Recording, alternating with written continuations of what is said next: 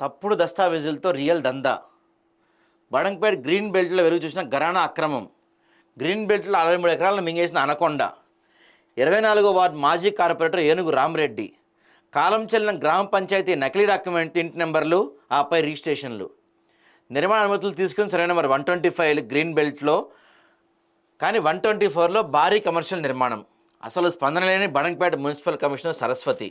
ముడుపులు తీసుకొని ఫిర్యాదులను మూటకట్టి అటకెక్కించే దుర్మార్గం.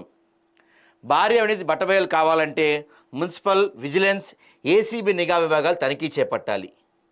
ఈవిడ ఒక బాధ్యత గల ప్రభుత్వ అధికారిని. లెక్కలేని లంచాల మూటలు వెనకేసుకుంటుంది. దారుణం ఏంటంటే గ్రీన్ బెల్ట్ భూములనే మింగేసి ఒక రాజకీయ నాయకుడి చేతులు కలిపింది. ఇంకేముంది, ప్రభుత్వం మంచి ఉద్దేశం చేపట్టిన ఒక అద్భుతమైన కార్యక్రమం మసకబారిపోయింది.